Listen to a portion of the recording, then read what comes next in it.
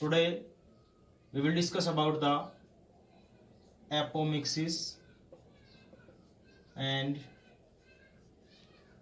polyembryony. ठीक है, twelfth class. तो इसमें सबसे पहले हम लेते हैं एपोमिक्सिस क्या होती है।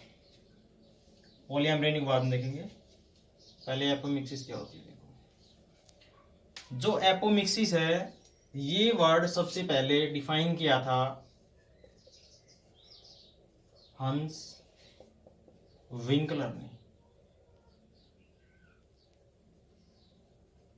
ठीक है, तो एपोमिक्सिस क्या होती है? It is a biological process in which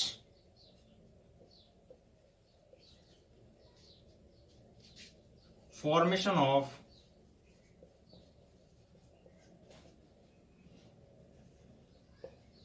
embryo or seed by the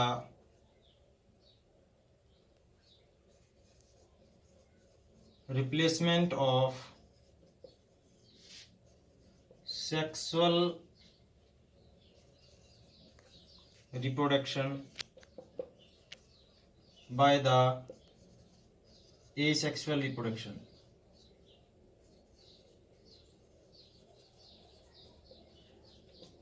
ठीक है, तो एपोमिक्सिस एक बायोलॉजिकल प्रोसेस होता है जिसके अंदर फॉर्मेशन ऑफ एम्ब्रियो और सीड, एम्ब्रियो का फॉर्मेशन होता है by the replacement of sexual reproduction, by the replacement of sexual reproduction by the asexual reproduction.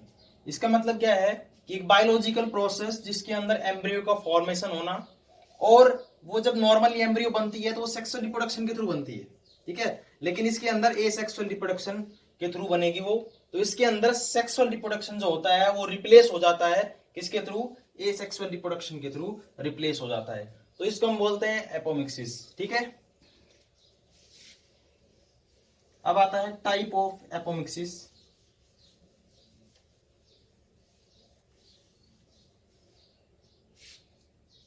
Type of apomixis, तो जो एपोमिक्सिस होती है वो दो टाइप की होती है। पहली होती है वेजिटेटिव रिप्रोडक्शन, दूसरी होती है एगैमोस्पर्मी। ठीक है, तो वेजिटेटिव रिप्रोडक्शन का मतलब क्या है कि भाई हम किसी भी वेजिटेटिव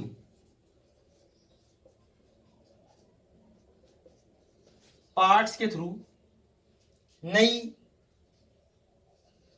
एम्ब्रियो बनाए, और वो एम्ब्रियो क्या बनाएगी? न्यू प्लांट बनाएगी। ठीक है ना, कि भाई वेजिटेटिव पार्ट के थ्रू, वेजिटेटिव पार्ट्स क्या होते हैं? अगर हम सीड को हटा देते हैं तो उसके अंदर सीड के अलावा जो भी बचता है, लीफ बचती है, स्टेम बचता है, रूट है, तो उसके थ्रू उसके अगर हम छोटे से टुकड़े को लें और उसको फिर ग्रो कराएं हम, तो एम्ब्रियो बनेगी। एम्ब्रियो के बाद वो धीरे धीरे न्यू प्लांट्स के अंदर डेवलपमेंट शुरू हो जाएगा। तो ये आता है वेजिटेटिव रिप्रोडक्शन के अंदर। ठीक है, नेक्स्ट आता है एगैमोस्पर्मी। अब ये जो एगैमोस्पर्मी है उसके अंदर, जो एगैमोस्पर्मी है उसके अंदर सीड्स का फॉर्मेशन होगा। किसका? एम्ब्रियो या सीड्स का फॉर्मेशन। ठीक है, कब? विदाउट फर्टिलाइजेशन, विदाउट फर्टिलाइजेशन,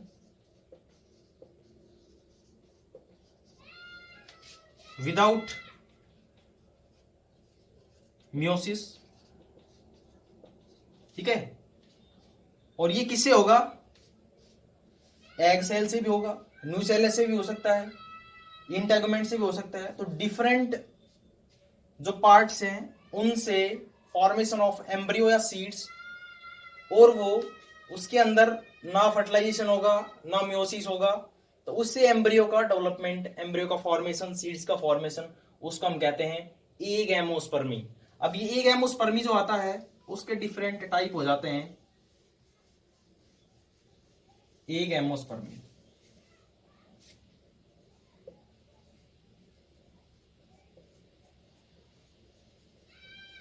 अभी जो एक एमोस्पर्मी होता है इसके 3 टाइप हो जाते हैं। पहला आता है रिकरेंट एक एमोस्पर्मी, दूसरा आता है एडवेंटिव एक एमोस्पर्मी, और तीसरा आता है नॉन रिकरेंट एक एमोस्पर्मी। ठीक है, तो उसमें हम सबसे पहले लेते हैं रिकरेंट एक एमोस्पर्मी। तो जो रिकरेंट एक एमोस्पर्मी होता है उसमें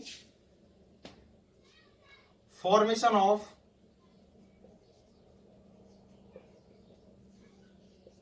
diploid embryo from the nucellus और एग सेल। ठीक है, मेगास्पोर मदर सेल से भी हो सकता है। तो इसके अंदर जो रिकरेंट एक एमोस्पर्मी होता है उसके अंदर फॉर्मेशन ऑफ एम्ब्रियो। ठीक है, एम्ब्रियो, और वो कौन सी होनी चाहिए, डिप्लॉयड है, यानी उसकी जो स्टेज होती है वो कौन सी होनी चाहिए, 2n वाली। तो डिप्लॉयड एम्ब्रियो का फॉर्मेशन किसके थ्रू होना, न्यूसेलस से और एग से, विदाउट फर्टिलाइजेशन और मियोसिस। ठीक है, और इसका जो एग्जांपल आता है वो आता है एप्पल। एप्पल के अंदर ये कॉमनली होती है। तो इसके अंदर डिप्लॉयड एम्ब्रियो का फॉर्मेशन किसके थ्रू, न्यूसेलस या एग, विदाउट फर्टिलाइजेशन। ठीक है, तो इसके अंदर क्या हुआ कि भाई जो रिकरेंट था पहला वाला, उस रिकरेंट के अंदर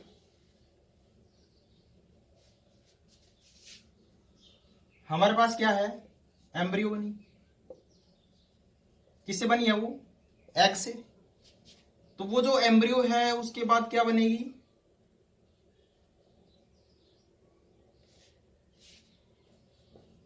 सीड्स बनेगा।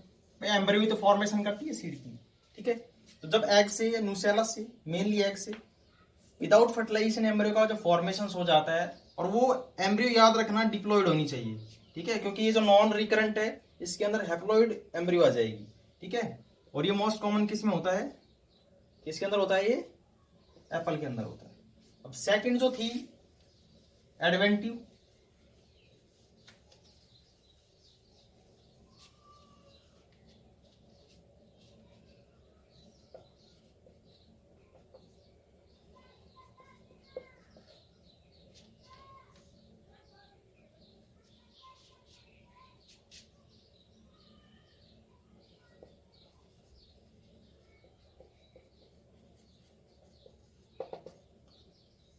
जो एडवेंटिव एक एमोस्पर्मी होता है उसके अंदर formation of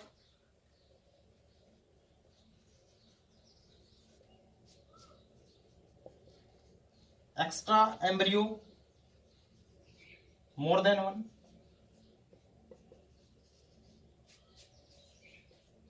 from the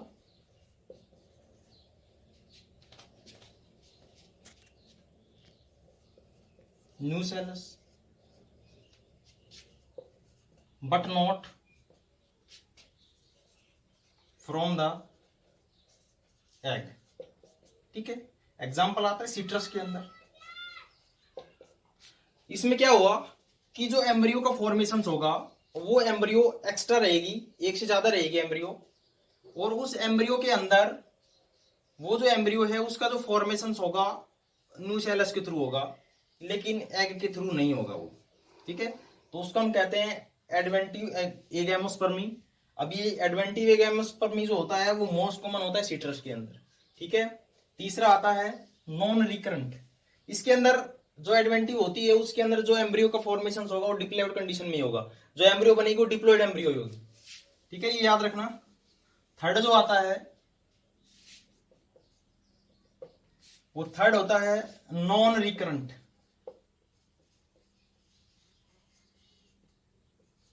agamospermy. ठीक है, अभी जो नॉन रिकरेंट एगैमोस्पर्मी होता है उसके अंदर क्या होता है, फॉर्मेशंस ऑफ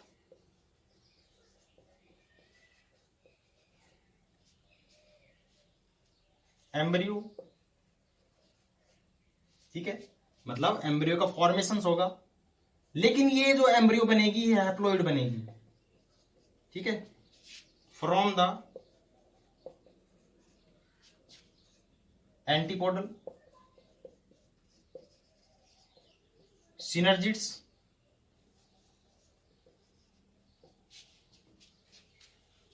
ठीक है, और एग से भी हो सकता है, लेकिन मोस्टली एंटीपोडल और सिनर्जिड से होती है। तो जो नॉन रिकरेंट एगैमोस्पर्मी है उसके अंदर फॉर्मेशंस ऑफ एम्ब्रियो। ठीक है, लेकिन ये जो एम्ब्रियो बनेगी वो बनेगी हैप्लॉइड एम्ब्रियो, और हैप्लॉइड एम्ब्रियो जो है वो हैप्लॉइड एम्ब्रियो जो है वो बनेगी एंटीपोडल सेल से और सिनर्जिड सेल से। ठीक है, या फिर एग से भी बन सकती है, लेकिन इसके अंदर एक डिफरेंट होता है रिकरेंट और जो एडवेंटिव थी उससे, कि उन दोनों के अंदर जो एम्ब्रियो का फॉर्मेशन होता है वो डिप्लॉइड एम्ब्रियो बनती है, लेकिन इसके अंदर किसका फॉर्मेशन होता है, हैप्लॉइड का। अब क्या आता है, मैं एक प्रोसेस दिखाता हूं आपको कि from new sales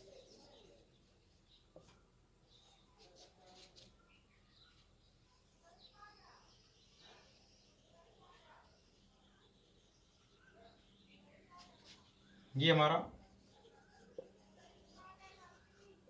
embryo sac है, और एम्ब्रियो सैक के बाहर क्या होता है, ये न्यू सेलस होता है।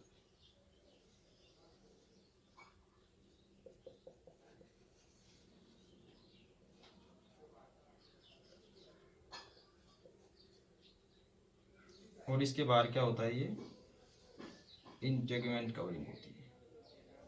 ठीक है, अब इसमें क्या होता है,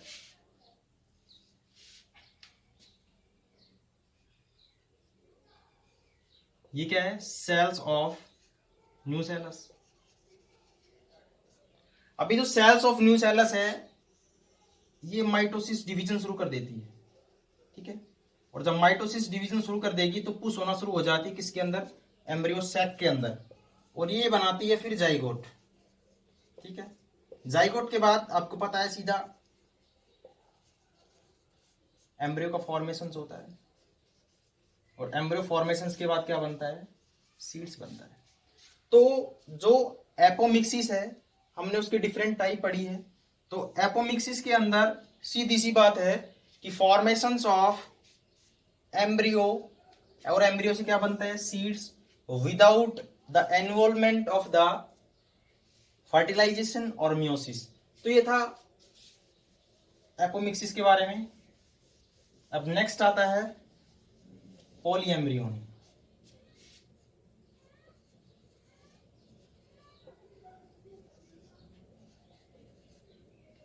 अब जो पॉलीएम्ब्रियोनी होती है उसका मतलब formations of more than one embryo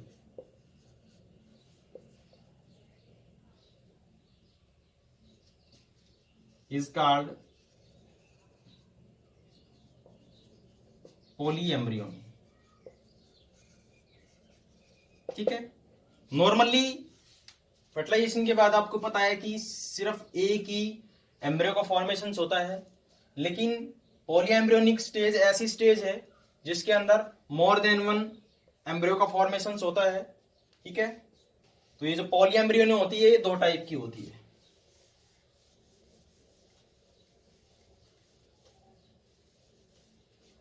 एक सिंपल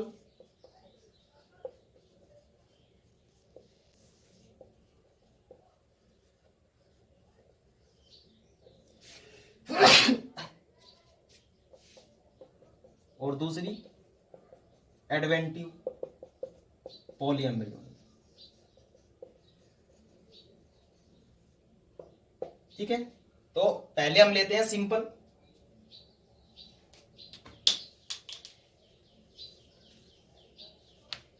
तो सिंपल वाली है, उसका मतलब होता है कि फॉर्मेशंस ऑफ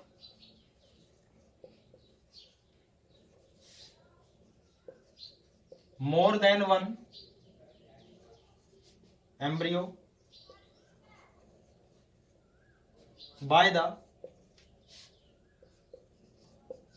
फ्यूजन ऑफ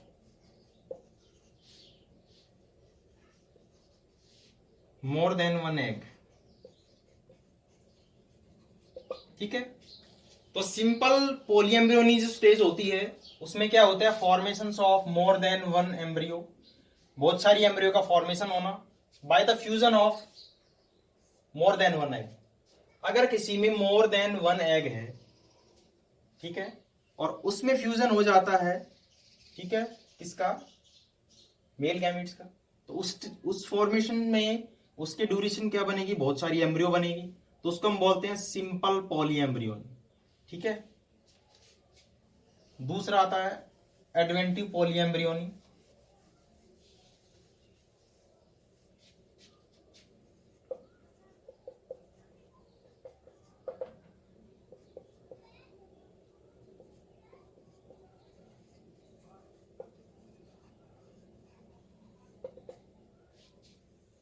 जो एडवेंटिव पॉलीएम्ब्रियोनी होता है उसके अंदर क्या होता है, formation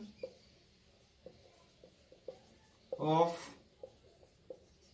more than one embryos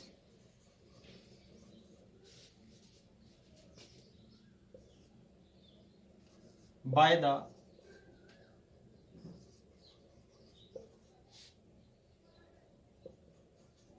forming of sporophytic budding। इसका मतलब क्या है कि भाई एम्ब्रियो का फॉर्मेशन हो गया, एम्ब्रियो बन गई है। ठीक है, ये क्या है, हमारी एम्ब्रियो है।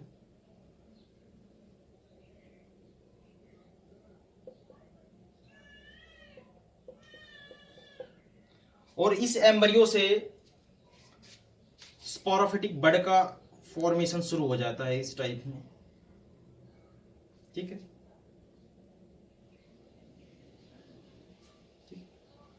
अब ये धीरे धीरे क्या करना शुरू करेगी, बढ़ना शुरू करेगी।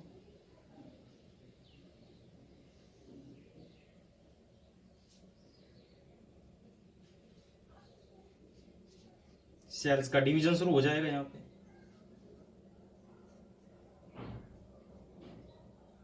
ठीक है,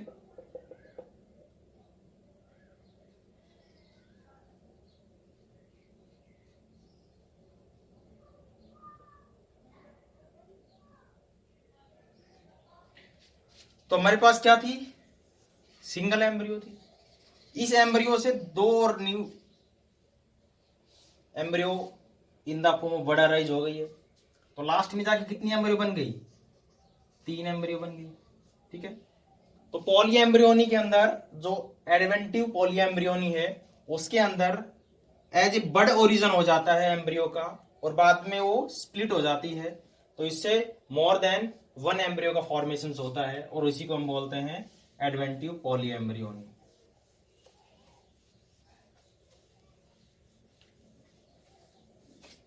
नेक्स्ट आता है इसमें कि भाई क्या रीजन है उसके।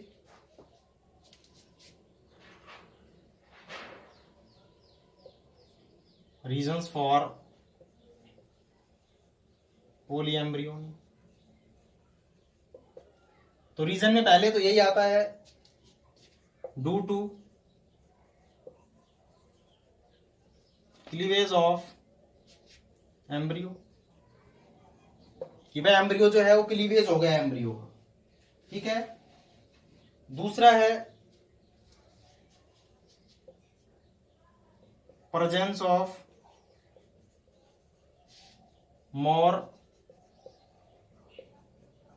Embryo sac. ठीक है, अगर ज्यादा एम्ब्रियो सैक होंगे तो आपको पता है कि जो एम्ब्रियो बनेगी, ज्यादा ही बनेगी।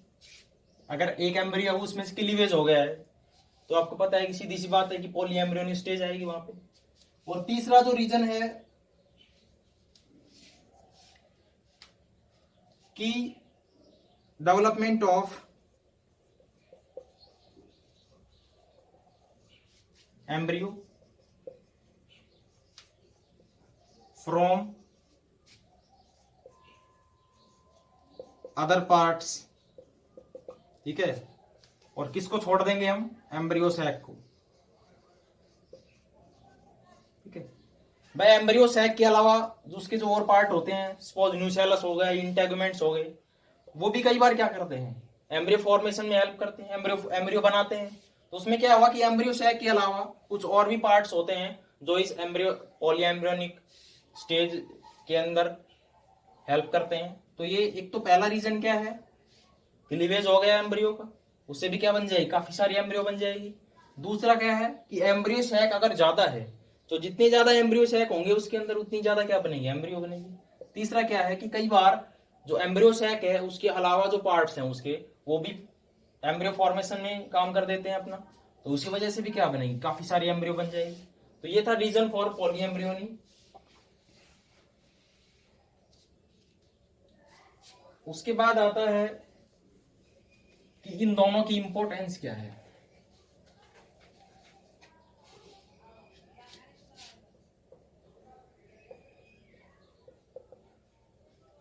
Importance of apomixis